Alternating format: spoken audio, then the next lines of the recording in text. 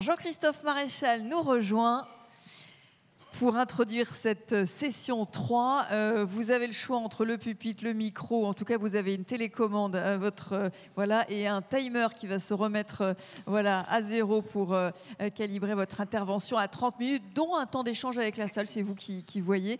Vous êtes hydrogéologue, spécialiste des nappes aquifères et de l'eau souterraine, responsable de l'unité pluridisciplinaire Nouvelles ressources en eau et économie du BRGM. Vous êtes aussi directeur adjoint de l'UMR Gestion de l'eau au 90.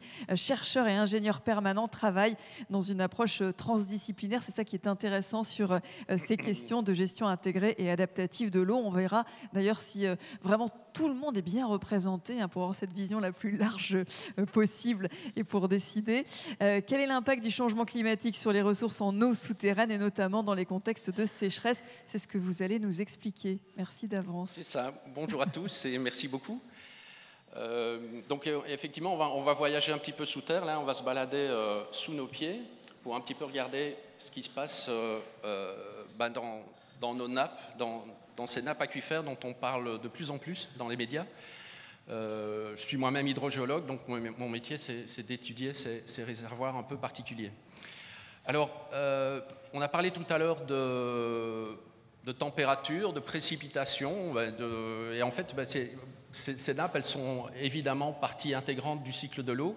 Et lorsqu'il pleut, on a une partie de l'eau qui s'en va, qui est évaporée, transpirée par la végétation. Il y a une partie qui ruisselle, et en fin de compte, il y a une troisième partie qui va s'infiltrer et rejoindre, s'infiltrer dans le sous-sol et rejoindre ce qu'on appelle les nappes aquifères. En progressant dans le sous-sol, elles vont rencontrer des zones imperméables, et puis elles vont commencer à s'accumuler, et puis saturer les vides qu'il y a dans le sous-sol et constituer ce qu'on appelle une nappe. La partie saturée, on en a parlé ce matin, d'une partie saturée et d'une non saturée. L'ensemble constitue ce qu'on appelle un aquifère, et la partie qui est saturée, donc qui est pleine d'eau, c'est ce qu'on appelle la nappe. Alors, la France est un grand et beau pays avec une très très grande diversité géologique et donc une très grande diversité hydrogéologique également. Vous avez une carte géologique de la France au milieu et on retrouve en France en fait tous les types d'aquifères qu'on peut trouver dans le monde avec dans un premier temps ces nappes alluviales qui ont été les premières historiquement à avoir été exploitées puisqu'elles sont le long des voies navigables et de communication. Et donc elles se développent en fait dans les dépôts sédimentaires qui sont liés aux rivières et aux fleuves. Et finalement, c'était des sources d'eau souterraines assez simples et assez faciles à exploiter. Puis progressivement, l'homme a dû faire appel à des ressources un peu plus compliquées. Notamment, on s'est attaqué à ce qu'on appelle le milieu fissuré, là où l'eau circule dans des petites fractures de la roche dure. Et donc, en fait, c'est l'ensemble de la connexion, de l'interconnectivité entre tous ces réseaux de fractures qui vont constituer une nappe aquifère. C'est le cas, par exemple, des bassins sédimentaires. On est sur un bassin, le bassin de Paris, il y a le bassin d'Aquitaine également, qui fait l'objet d'exploitations en eau souterraine assez importantes. Un mot sur les aquifères karstiques, qui sont très présents en France et très importants. Moi-même, je viens de Montpellier, vous l'avez sans doute remarqué à mon accent. Et à Montpellier, la ville est alimentée par une source karstique assez importante, qui est la source du Lez, et qui représente en fait le deuxième plus gros pompage d'eau souterraine au monde. Donc c'est une source qui, en un point donné, permet d'alimenter à peu près 350 à 400 000 habitants de la métropole de Montpellier. Et puis on a les aquifères fissurés dans ce qu'on appelle le soc, c'est tous les massifs armoricains et puis massif central, qui ont des ressources en eau moins importantes, mais qui peuvent suffire à alimenter un hameau, un petit village. C'est aussi ce type d'aquifère qu'on trouve énormément en Afrique, par exemple, et qui a fait l'objet de toutes les investigations d'hydraulique villageoise. Alors, quand on parle de sécheresse, on a parlé des sols et de la sécheresse météorologique tout à l'heure. Évidemment, la sécheresse des nappes, on se place sur une autre dynamique dans le temps, puisque les nappes, elles ont des fonctionnements beaucoup plus inertiels que les sols et peuvent stocker l'eau beaucoup plus longtemps. On est sur des périodes de temps qui sont de la semaine au mois, voire à l'année, voire à des dizaines, des centaines, voire des milliers d'années. Alors, Même si on a des temps beaucoup plus longs, on a également une certaine diversité au sein de ces aquifères. En fonction de la géologie, comme je vous le montrais avant, on a aussi des nappes qui ont des inerties différentes. On va parler de nappes réactives et de nappes inertielles, les dernières étant plus résilientes au changement climatique, les premières étant par contre plus sensibles et plus vulnérables, dans la mesure où un épisode de sec ou chaud va induire assez rapidement et assez directement une baisse du niveau de la nappe. Alors, on parle beaucoup, on a beaucoup parlé ces derniers temps des écosystèmes et de ce cadre d'analyse des services écosystémiques. Et malheureusement, les nappes aquifères sont un peu négligées et un peu oubliées dans ce cadre d'analyse. On essaie de faire en sorte de les intégrer dans la mesure où elles constituent d'une part, dans un premier temps, un écosystème. Il y a une microfaune qui est au sein de ces aquifères. Mais aussi elle rend un certain nombre de services écosystémiques très importants pour nous, notamment en produisant beaucoup d'eau de qualité. Et puis finalement, ce qui est très bien avec les nappes, c'est qu'elles produisent de l'eau de qualité, mais elles l'amènent sous nos pieds, puisqu'elles font aussi un peu le réseau de distribution, puisqu'on peut faire un forage et puis avoir l'eau assez, entre guillemets, facilement, par rapport notamment à un réseau hydrographique où il faut se déplacer. Et puis, ces eaux, elles circulent. Il faut voir ces systèmes comme des systèmes dynamiques, avec de l'eau qui s'infiltre à l'amont et qui va ressortir dans les rivières. Et donc, elles rendent des services écosystémiques aux écosystèmes aquatiques qui sont associés. Les zones humides, on en parlait ce matin, les rivières, une grande partie du débit d'étiage des rivières et des fleuves provient essentiellement des nappes aquifères durant l'été.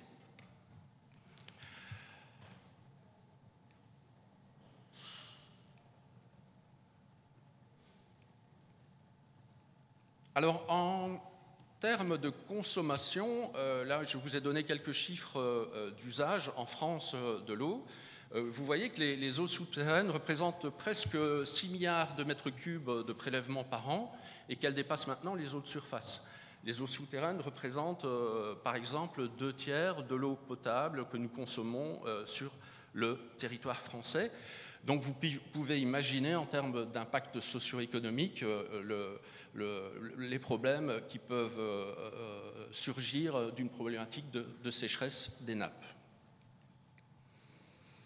Alors, c'est vrai qu'elles sont sous nos pieds, elles sont invisibles, mais on a un certain nombre d'outils pour les surveiller, pour les suivre.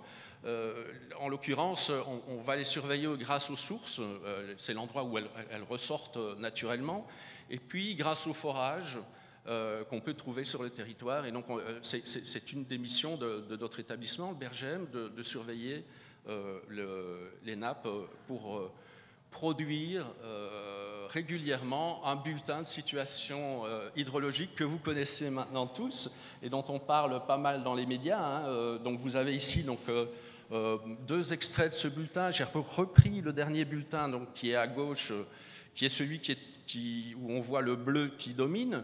Donc ça veut dire qu'on est dans une situation en ce moment au niveau des nappes aquifères qui est plutôt favorable. Donc ça veut dire qu'on a des niveaux de nappes qui sont plutôt supérieurs aux moyennes à cette époque-ci, sauf, on en parlait ce matin, des Pyrénées-Orientales, qui est le gros point rouge que vous voyez en bas, qui est toujours présent. Alors, on a eu beaucoup de pluie ces derniers temps. Vous voyez, à titre de comparaison, l'état des nappes à peu près à la même époque en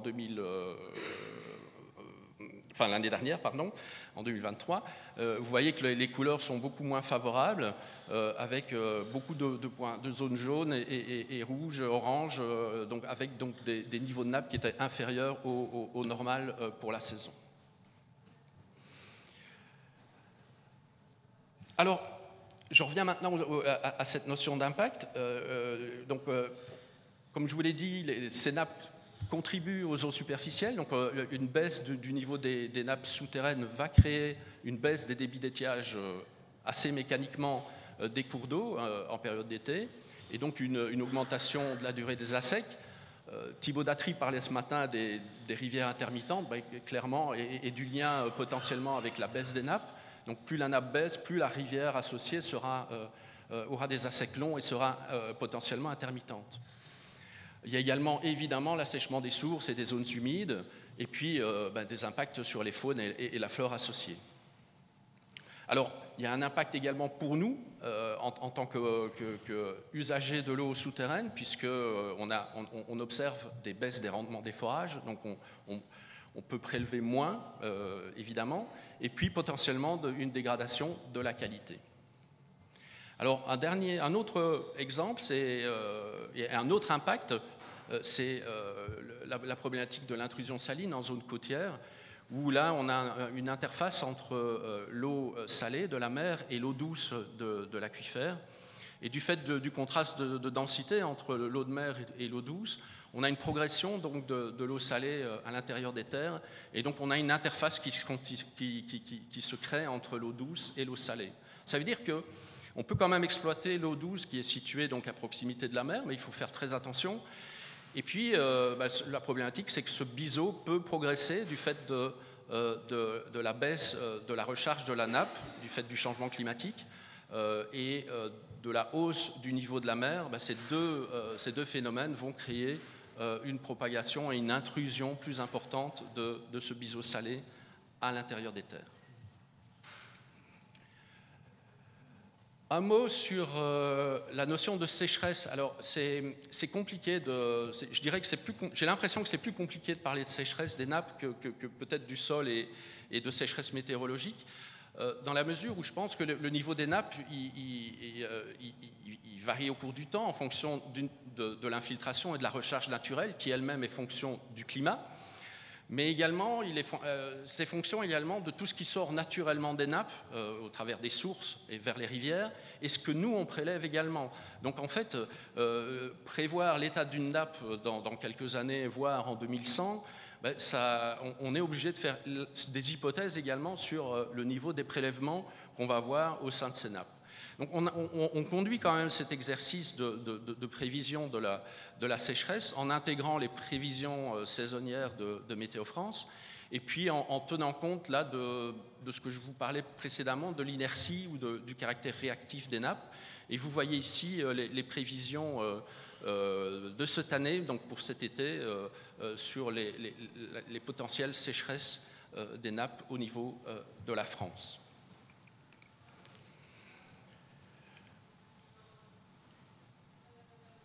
Un mot sur ce qui se passe en dehors de la France et à l'international. Donc, dans le monde, les nappes sont extrêmement exploitées. Vous voyez ici un peu un état de la pénurie d'eau souterraine à l'échelle mondiale. C'est en fait un ratio des prélèvements actuels sur la recharge des nappes. Donc, ça vous donne un peu une idée du taux d'exploitation, du taux de pompage qu'on peut avoir sur les nappes. Évidemment, les zones bleues sont celles où on pompe moins par rapport à ce qui se recharge naturellement. Les zones oranges et rouges sont celles où on pompe plus. Même les zones rouges sont des zones qui sont en déséquilibre, donc avec un excès de pompage par rapport à la recharge naturelle. On voit sortir des pays comme l'Arabie Saoudite, on voit aussi l'Inde. L'Inde, et ça vaut la peine d'en dire un mot, c'est un peu le champion du monde de l'exploitation des eaux souterraines avec... à l'heure actuelle, probablement plus de 25 millions de forages. Le sol indien est un véritable gruyère de forage, d'exploitation des eaux souterraines. Et le pays a probablement réussi sa révolution verte dans les années 60-70 grâce au levier de l'eau souterraine, en fait. Mais malheureusement, on constate donc une baisse chronique du niveau des nappes dans le pays, qui met vraiment en danger une grande partie de la population, sans doute des centaines de millions de personnes qui dépendent de cette ressource vraiment précieuse. D'autres pays, on a des développements, notamment je pense au Maghreb, où on a eu des développements de l'irrigation pour l'arboriculture, par exemple. J'étais au Maroc il y a 2 semaines, on visitait une nappe donc avec mon collègue économiste qui a baissé de presque 100 mètres en 20 ans. Donc les forages sont arrivés entre 2000 et 2005, et là vraiment le paysage est asséché, les ouettes sont totalement secs, il n'y a plus de sources, il n'y a plus de zone humide évidemment, et les nappes sont maintenant, les agriculteurs sont obligés de creuser de plus en plus profondément pour atteindre l'eau souterraine. Alors, je vous l'ai dit, c'est délicat de parler d'un horizon lointain et d'état des nappes du fait que ça dépend très fortement donc, des prélèvements. Mais on a quand même fait l'exercice de regarder dans le cadre du projet Explore 2 de l'impact du changement climatique potentiellement sur la recharge naturelle des nappes aquifères. Et bon, on voit que la situation est plus tendue évidemment sur la partie sud de la France, sur la moitié sud. Ce n'est pas catastrophique en termes de pluie annuelle. Par contre, l'inquiétude, elle réside dans la répartition dynamique de la pluie. On a parlé beaucoup ce matin de plus en plus d'épisodes intenses avec des pluies importantes puis des sécheresses importantes. Ces pluies intenses ne sont pas favorables à l'infiltration, elles sont plutôt favorables au ruissellement évidemment. Et donc, si la prévision en termes de volume annuel qui potentiellement est disponible pour la recharge, elle n'est pas catastrophique dans les scénarios actuels. On peut s'inquiéter quand même par rapport à la dynamique et à la répartition au cours de l'année des flux d'eau du point de vue météorologique.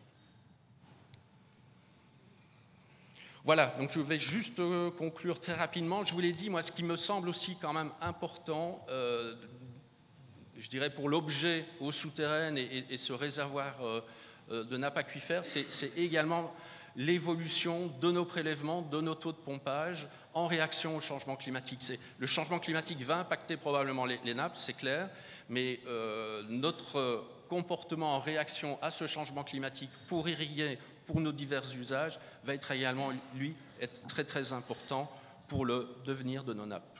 Je vous remercie.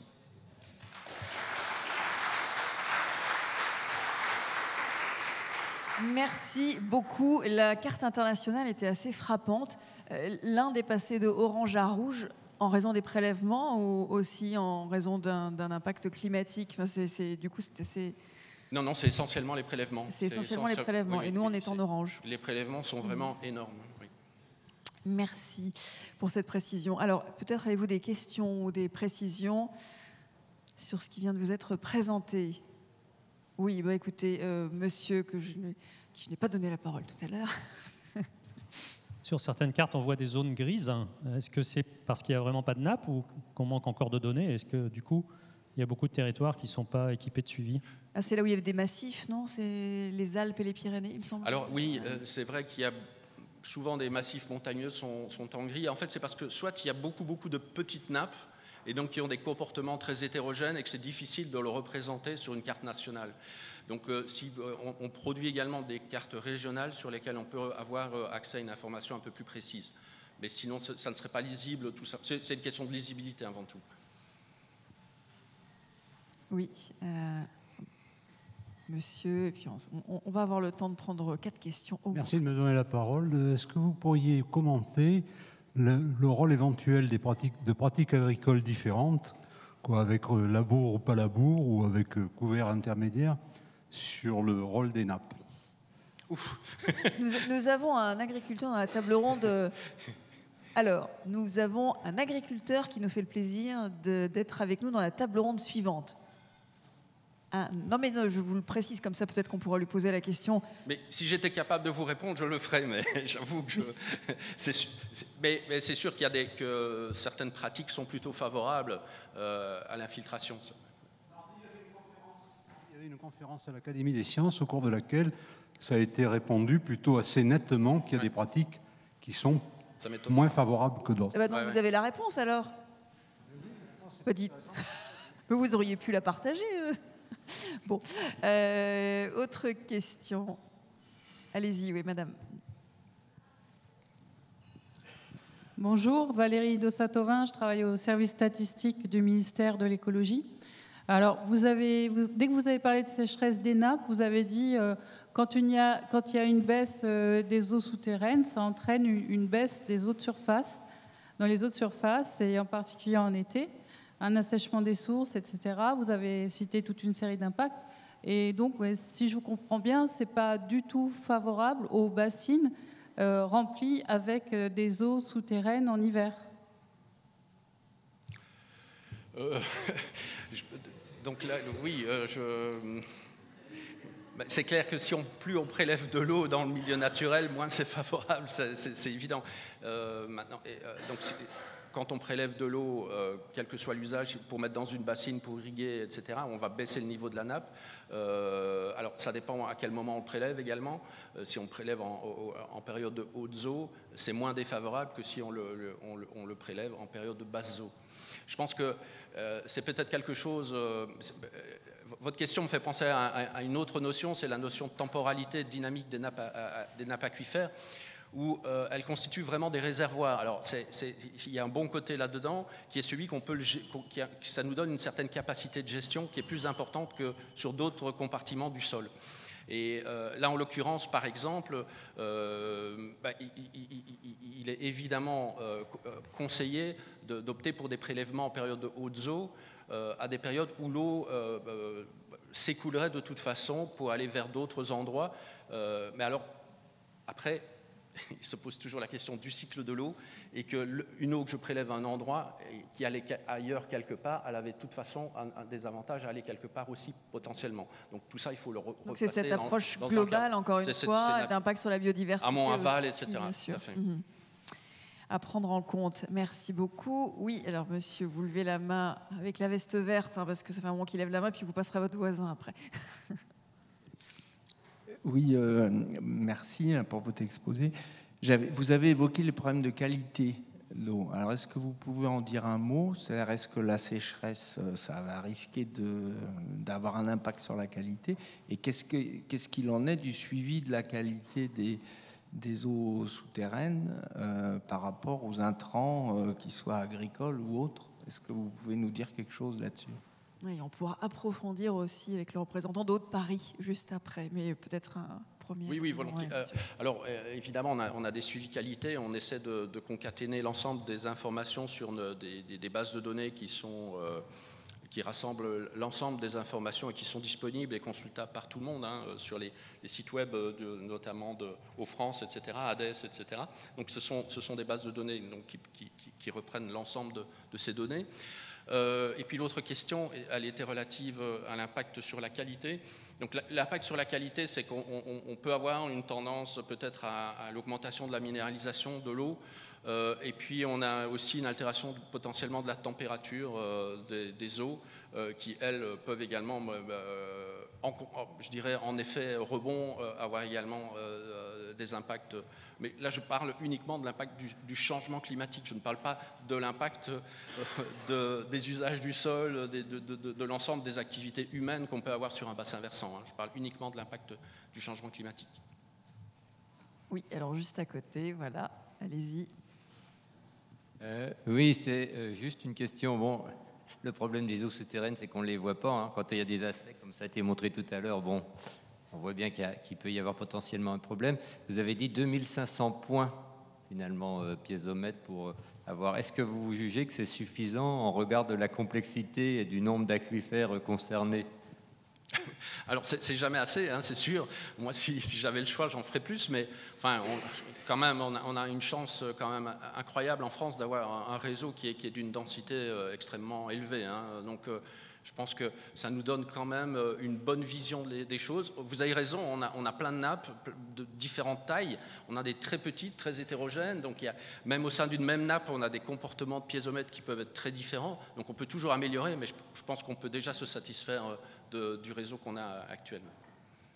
Merci beaucoup. Puis on ira un peu plus loin avec Delphine aussi, alliée tout à l'heure, sur la différence de dynamique de ces nappes. On pourra creuser encore ces sujets-là. Est-ce qu'il y a une toute dernière question à ce stade?